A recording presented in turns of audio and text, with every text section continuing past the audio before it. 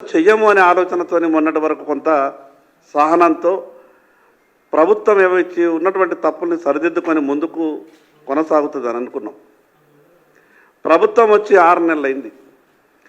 ఈ ప్రభుత్వం వచ్చిన తర్వాత వ్యవసాయ పనులు ప్రారంభమయ్యే మొట్టమొదటి సీజన్. ఈ రాష్ట్రంలో ఎంత ఘోరమైనటువంటి పరిస్థితి ఉన్నదనంటే రైతులకు కనీసం సరిపడ విత్తనాలను కూడా సరఫరా చేసేటటువంటి పరిస్థితుల్లో ప్రభుత్వం లేదు. ప్రభుత్వం ఖజానా నుంచి సబ్సిడీ ఇచ్చి సరఫరా చేయమంటలేము.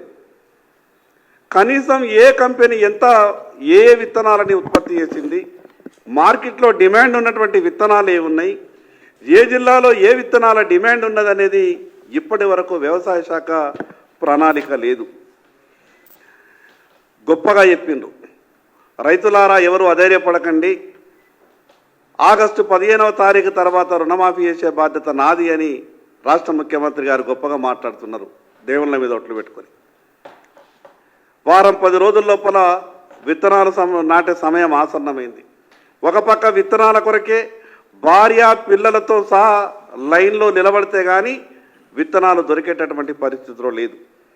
మరి మీరు ఆగస్టు 15 వరకు ఎట్టి పరిస్థితులలో ఈ రాష్ట్రంలో ఉన్నటువంటి రైతులందరి రుణాలు మాఫీ చేస్తామని చెప్తున్నారు కదా.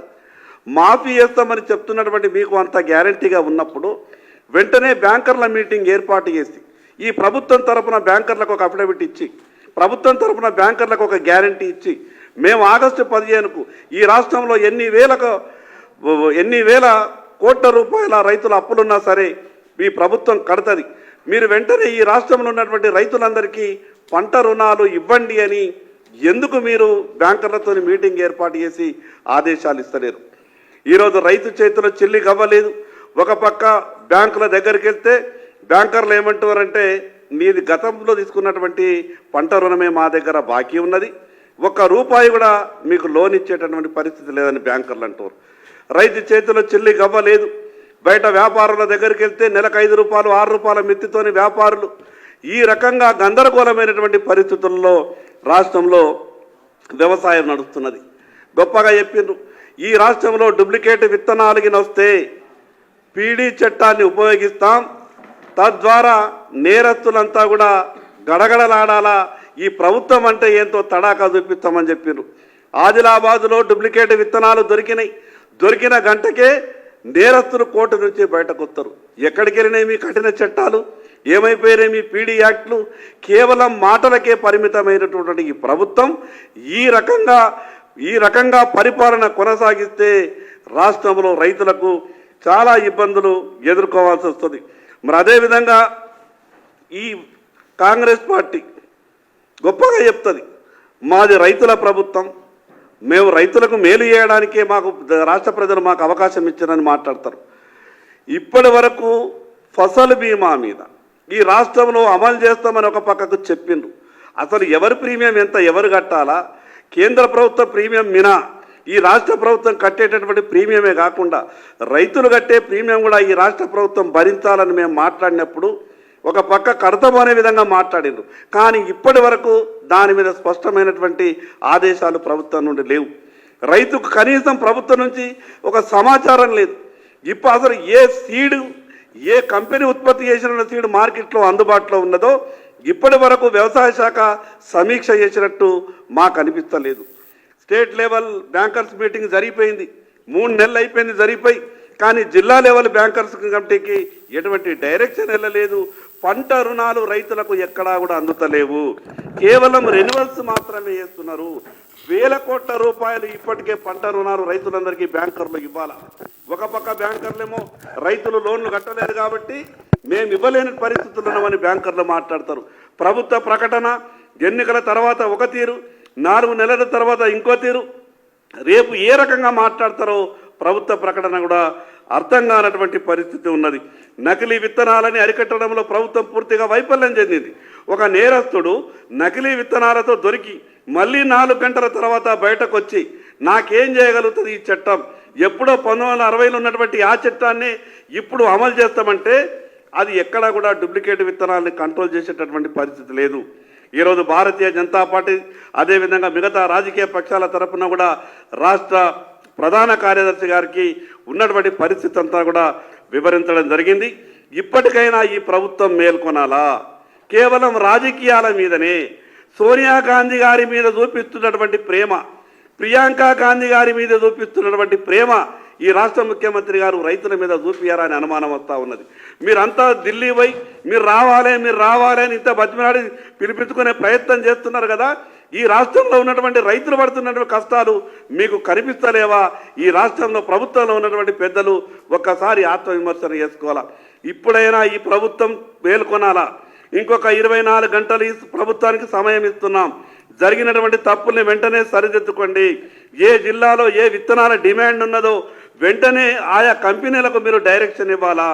ఈరోజు కంపెనీలు కృత్రిమ కొరతను సృష్టిస్తూ ఉన్నాయి. ఎక్కడికి వెళ్ళినాయి మీ టాస్క్ ఫోర్సులు?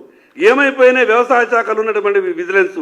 వ్యవసాయ శాఖకు పని ఉంటుందే ఈ 15 నుంచి 20 రోజులు నెల. ఈ నెల రోజులు కూడా వ్యవసాయ శాఖ పని చేయకపోతే మళ్ళీ ఇంకెప్పుడు పని చేస్తుంది? అందుకే భారతీయ జనతా పార్టీ పక్షాన ఈ ప్రభుత్వాన్ని డిమాండ్ చేస్తున్నాం. ఈ ఏవైతే రుణమాఫీ విషయం మీద కానీ, అదేవిధంగా డూప్లికేట్ విత్తనాలు మార్కెట్లో నిరోధించడంలో కానీ, అదేవిధంగా మిగతా కావలసినటువంటి సీడ్ ఏదైతే విత్తనాలు రైతులకు అందుబాటులో తీసుకురావడంలో కానీ, ఈ 3 విషయాలపై ప్రభుత్వం వెంటనే చర్యలు తీసుకోవాలా. లేకుంటే ఈ 48 గంటల తర్వాత రైతులతో కలిసి ఉద్యమాలు చేయాల్సి వస్తుంది. దానికి ఈ రాష్ట్రంలో ఏది జరిగినా ఈ ప్రభుత్వమే బాధ్యత వహించాల్సి వస్తుందని ఈ సందర్భంగా తెలియజేస్తున్నాం. ఓకేనా అన్నా? ఇచ్చినాం మీకు కూడా ఒక ఆఫీసర్ రిప్రజెంటేషనా? చీఫ్ సెక్రటరీ రేపు మీటింగ్ పెడతా అని చెప్పింది అందరితో. మరి మీటింగ్ పెట్టుకొని ఏ కంపెనీ ఎంతెంత ఉన్నది సాధ్యమైనంత కాడికి ఆదిలాబాద్ జిల్లాకు 2,50,000 రాశి సీడ్ కావాలని చెప్పినాం. మ్యాక్సిమం 1,50,000 ప్యాకెట్ల వరకు ఇప్పించే ప్రయత్నం చేస్తారని మాట్లాడింది. రేపేదో మీటింగ్ కాల్ఫర్ చేస్తామని చెప్పి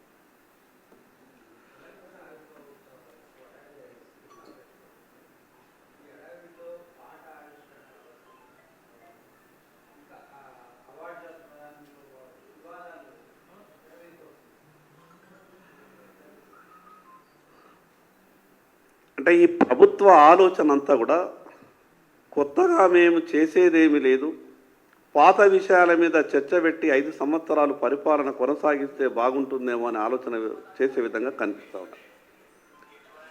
కేవలం గత ప్రభుత్వం చేసినటువంటి వ్యవహారాల మీదే దృష్టి పెట్టి కొత్తగా వీళ్ళు చేయాల్సింది మాత్రం ఏ విషయం చేసే ప్రయత్నం చేస్తలేరు. గతంలో ఏమైనా తప్పులు జరిగితే దాని మీద ఖచ్చితంగా విచారణ చేయండి, తప్పు చేసిన వాళ్లకు శిక్షలు ఖరారు చేయండి. కానీ చర్చ మాత్రం గత ప్రభుత్వం మీదనే, గత ప్రభుత్వ విషయాల తప్పుల మీదనే చర్చ జరిపి వీళ్ళు తప్పించుకునే ప్రయత్నం చేస్తున్నారేమో అన్నట్టు మాకు అనుమానం కలుగుతున్నది.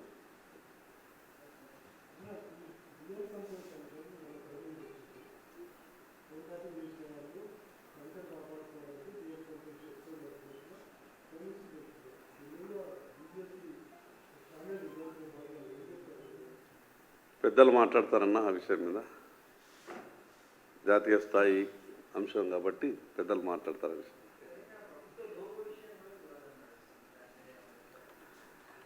అంటే లోగో, పాట, కాళేశ్వరము, అప్పులు, నష్టాలు అన్నీ కూడా కలిపి చర్చ చేసి కాలం గడపాలన్నట్టే కనిపిస్తున్నది ప్రభుత్వ ఆలోచన.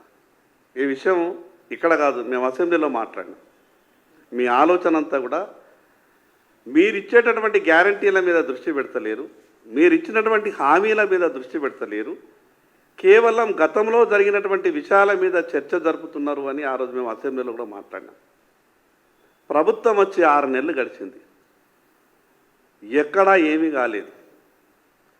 ఏ విషయం మీదనైతే చర్చ జరిగే అవకాశం ఉంటుందో ఆ చర్చని మాత్రమే రోజు దినపత్రికలలో, టీవీ వార్తలలో ఇప్పించి పాలన ఆ రకంగానే కొనసాగుతున్నది. అసలు నిజంగా ఎంత బాధ అంటే, ప్రభుత్వం ఏర్పడి 6 నెలల తర్వాత మొదటి వ్యవసాయ పనులు ఈ సీజన్ స్టార్ట్ అయింది. ప్రభుత్వం ఎంత అప్రమత్తంగా ఉండాలా? అసలు సీడ్ రిక్వైర్మెంట్ ఏ రకంగా ఉన్నది అనేది ప్రతి జిల్లాది మానిటరింగ్ జరగాల. మేము నిన్న నా ఆదిలాబాదుల్ని 2 కిలోమీటర్ల లైన్ ఉన్నది. అసలు మేము ఆశ్చర్యపోతున్నాం. మేము చెప్పినాం ఎన్నికల హడావిడిలో రాజకీయాల విషయంలో మీరు పెడుతున్నటువంటి దృష్టి మిగతా మీ అడ్మినిస్ట్రేషన్ మీద పెడతలేరు అని మేము మాట్లాడినాం, రిప్రజెంటేషన్స్ ఇచ్చినాం. ఈరోజు కంపెనీలు కృత్రిమంగా కొరతని సృష్టిస్తే కనీసం అధికారులు దాన్ని కంట్రోల్ చేసేటటువంటి పరిస్థితి లేదు. పీడీ యాక్ట్ అని గొప్పగా చెప్పిండ్రు. మాకు ఆశ్చర్యం ఏమనిపించిందంటే మా జిల్లాలోనే డూప్లికేట్ విత్తనాలు దొరికిన తర్వాత రైతులందరూ అనుకున్నారు పోలీసు వ్యవస్థ, మిగతా అగ్రికల్చర్ వ్యవస్థ, రెవెన్యూ వ్యవస్థ పకడ్బందీగా మరి వాళ్ళని పట్టుకున్నారు కదా, వాళ్ళకి ఏమైనా శిక్షలు ఖరారైతే ఏమని అనుకున్నారు. పట్టుకున్న అరగంట లోపల కోర్టు నుంచి నిందితులు బయటకు వచ్చి మళ్ళీ డూప్లికేట్ విత్తనాలని మార్కెట్లో అమ్మేటటువంటి పరిస్థితి. ఏ రకంగా భయం ఉంటుంది నేరస్తులకు, ఏ రకంగా భయం ఉంటుంది నిందితులకు? గొప్పగా చెప్పిండ్రు. రాష్ట్ర స్థాయిలో ఉన్నటువంటి డీజీపీ గారి నుంచి మొదలు పెడితే జిల్లాలో ఉన్నటువంటి ఎస్పీల వరకు చెప్పిండ్రు. పీడీ యాక్ట్లు పెడతాం, కఠినంగా వ్యవహారం చేస్తాం, కఠినమైనటువంటి చర్యలు తీసుకుంటామన్నారు. అరగంటకు నిందితుడు కోర్టు నుంచి బయటకు వస్తే ఏ రకమైనటువంటి కఠిన చర్య? మిగతా నేరస్తులకు, మిగతా నిందితులకు ఏ రకమైన మెసేజ్ పంపదలుచుకున్నారు? అందుకే ఈ వ్యవస్థలో ఉన్నటువంటి కనీస లోపాలను సవరించకుండా ఈ రాష్ట్రంలో అడ్మినిస్ట్రేషన్ ఈ రకంగా కొనసాగితే చాలా ఇబ్బందులు భవిష్యత్తులో ఎదుర్కోవాల్సి వస్తుంది.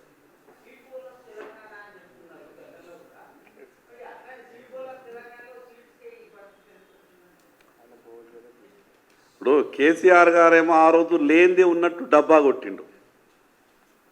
ఈరోజు ఈ కాంగ్రెస్ ప్రభుత్వం, ఈ ముఖ్యమంత్రి గారేమో లేనిది ఉన్నది అన్నీ అసలు ఎవరికి అంతుగా పట్టకుండా, అర్థం కాకుండా అసలు ఏం జరుగుతుందో ఈ రాష్ట్రంలో గందరగోళమైనటువంటి పరిస్థితుల్ని ఈ రాష్ట్ర ముఖ్యమంత్రి గారు చూపిస్తున్నారు. వాళ్ళ దృష్టి అంతా ఢిల్లీ చుట్టూ చక్కర్లు తప్పితే, అన్ని ఢిల్లీకి చక్కర్లు కొట్టే బదులు ఈ తెలంగాణ జిల్లాలో ఏమి జరుగుతున్నదో, ఏ జిల్లాలో ఏ రకమైనటువంటి ఇబ్బందులు ఎదుర్కొంటున్నారో ఆ రకంగా వ్యవహారాలు ఉండాలి కదా. అసలు ఏమీ లేదు. ఇక ఢిల్లీలో వాళ్ళు ఉండేది, ఢిల్లీలో వాళ్ళే కదా. కేంద్ర ప్రభుత్వం దగ్గరికి పోతే ఏదన్నా మంచి జరుగుతుంది. కేంద్ర ప్రభుత్వ పెద్దల దగ్గరికి వెళ్తే మంచి జరుగుతుంది. ఎంతో కొంత కేంద్ర ప్రభుత్వం మంచి చేసింది కాబట్టి ఈ 6 నెలలైనా కానీ కొంత ఊరటలో ఉన్నది కాంగ్రెస్ ప్రభుత్వం.